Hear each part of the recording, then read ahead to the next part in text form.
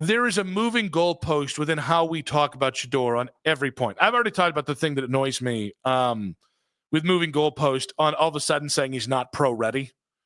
When that was literally not one of the things believed to be spoken about Shedeur anyways. But there's this kind of trend going. There's this trend going along where Shedeur is a 5th-round pick, and you only saying that when it benefits your argument, right? Like if you don't want us to talk Shedeur being in this quarterback battle, it's like he's a 5th-round pick. And you might have also said like 6 weeks ago, Shedeur was your favorite pick because you got 2nd-round pick value in the 5th round. And I think that's one example. Guys, I don't care there's a 5th-round pick anymore. I care where I think he was. I think he was a 2nd or 3rd-round pick. So to me, he's in the conversation. And by the way, I treat him as such in every regard. I don't think they should cut him if he doesn't win the job or if he's not one of the 3 best quarterbacks. I think he has the kind of talent that you hang on to and see if over time he can get something out if he's not ready now. So I think the only version where I view like, hey, he was a 5th-round pick isn't an evaluation of Andrew Berry. Like if Shedeur goes through and fails to the credit of Andrew Berry being able to draft, then Shedeur was a 5th-round pick. Like you actually use it on him. You should be holding that part of it against him. You shouldn't be going down the list and be like, oh, and I mean, they couldn't even make Shedeur work. Well, either could the other 31 teams in the NFL who let him fall 5 rounds. Like that's where the only time I would go, okay, he's a 5th. Everywhere else, it's Shedeur is either going to succeed or fail in a building where the Browns are set up in a position that you should be able to give him the best shot to succeed because he has a path to actually getting to the starting job. I think it's the only card you can play to discredit the kid because you can't be like, well, Joe Flacco's clearly better than Shedeur. Well, you might be able to say that one. You can't say Dylan Gabriel is.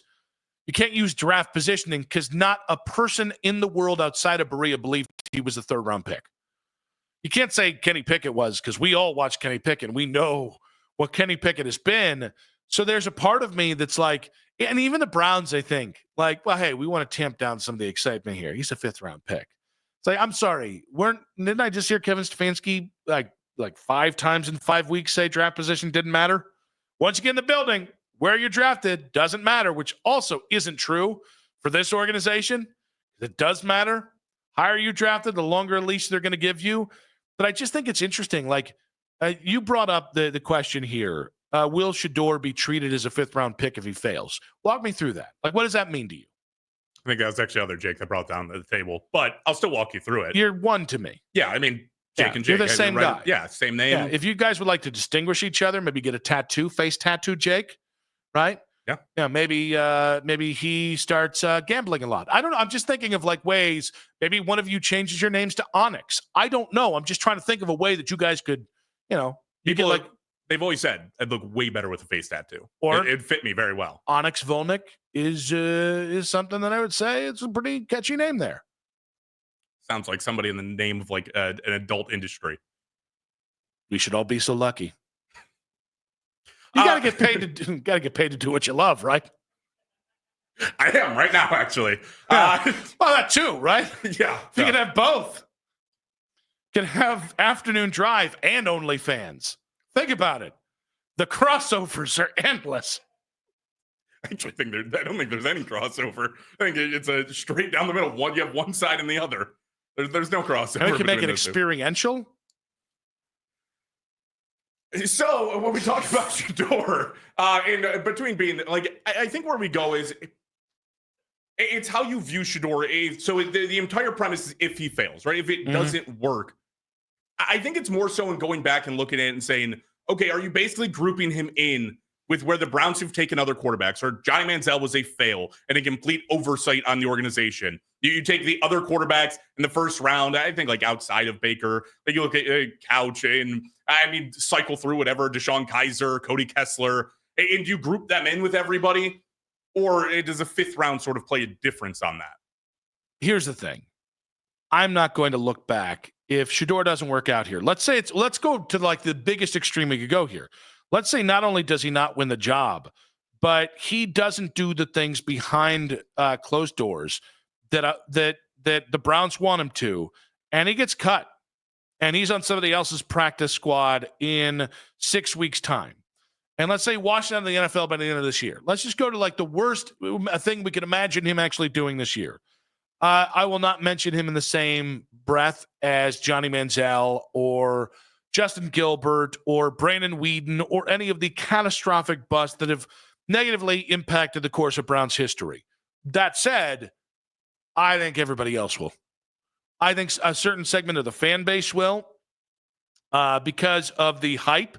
Because I think there are fans that I think are rooting against Shedeur because they just don't like the hype, or they don't like Dion, or they don't like him. They don't like the entourage. They come up with reasons to not like him. More importantly, I think there are people in the media that I think him being a bust is that's like a sensational thing that you can get a lot of content from. So I personally, like, guys, if he doesn't work out, I'm going to say, yeah, it's a 5th-round pick. On to the next. Now, for me, it was always about 2026 anyways for the quarterback. So, like, my hope with Shedeur is just prove me wrong. Steal the job from under the 2026 first-round picks feet. That being said, I'm going to tell you right now, when we start to make our lists and power rank busts in Browns history, a lot of people nationally just cannot wait to put Shedeur on that list. And same thing here locally. I know because they're in our Facebook mentions. So you're basically viewing him as if he was Dorian Thompson-Robinson. Yeah, that's what he should be. And by the way, even if he was a second-round pick, even if he had been picked 33 or 35, like I don't treat Austin Corbett as one of the great busts because it was 2 years and done here in Cleveland. No, it just didn't work out. Now it helps he has a good career elsewhere, but like even if he was a second-round pick, it was never about him. Like when the Browns, Brandon Whedon was Tom Heckert and Pat Shurmur's Hail Mary. We had to try and save this thing by overdrafting an ancient-ass quarterback. That one set you back because you wasted a top 32 pick. I cannot remember. I might be conflating my drafts. I think that's the draft where 2 picks earlier, Chandler Jones had gone, and there had been talk about trading up for Chandler Jones, and they decided to stay back and draft Brandon Whedon. Johnny Manziel, when you factor in that Derek Carr went, I think, 10 picks later, and Justin Gilbert was the 9th pick in that draft, when he could have had Khalil Mack or Aaron Donald in either your original spot or the 9th pick, or Odell, by the way. That's a bust that, combined with everything else, negatively impacted the trajectory. If Shedeur busts this year, guys, there's no impact. The plan was always go to 2026. But people won't have that logic because Shedeur's got a TikTok and because Shedeur has an entourage and because his dad talks a lot. Like, he'll never be great enough just what he does unless he's exceptionally well or exceptionally bad. If he's mid or bad, it's going to be, what a waste. And which is ridiculous. We should never talk about 5th-round picks, even though I look at him and like, I think he's a 2nd-round pick. Let's keep him around. So the 2026 thing is, I think, where I disagree with you. If it was always about 2026, I think if your focus right now is we are always going to get the quarterback in 2026 and we basically just drafted Shedeur and Dillon Gabriel on a limb, that's like a borderline fireable offense for me. You have a 3rd and a 5th-round pick, and you just basically took a flame to them and said, oh, well, hopefully they work. If not... I mean, they're flyers. I disagree. Well, now, listen, I don't love the Dillon Gabriel one because I don't want to draft a backup quarterback with a 92nd pick. And they had Charles Grant of William & Mary, who I loved as a potential future left tackle or left guard for you. There's a couple other kids now but Charles Grant was the one that upset me. He went like 2 picks later to Seattle. An incredible draft pick for them. But no, I mean, I don't care. Honestly, if you spent 2, because here's the thing, those guys won't start. If Dillon Gabriel's a career backup and Kevin Stefanski's still here, well, he still fits your system. You're going to keep Dillon Gabriel on as your backup for years to come. If Dillon washes out, you're still going to get the contractual value of having 3 or 4 or 5 years of control there. You know, like it's not as simple as, hey, you're going to draft a quarterback next year, and then, here's the other thing. It's a late 3rd-round pick and a 5th-round pick. If that quarterback wins next year, it's not going to be fireable, right? Like if Andrew Berry, let's say they go, awful scenario, they go 2-15. But they go 2-15, Berry and Stefanski miraculously, God himself came down off heavens to stop Jimmy from firing them, whatever it is, and they get that quarterback right, and it's apparent next year, you're not going to give a crap about Shedeur or Dylan and where they were drafted a year, right? You're saying with the 2026 pick, yes, they get the pass. Yeah. So I think that's a part of where how Barry's going to be viewed versus how the entire thing should be viewed. Because I think he's getting viewed on a 2-year scale where you're basically, when you look back on it, like not right here in the moment, but when you look back and 2026 is over, it's going to be, here's what Andrew Barry did within 2 years of the draft.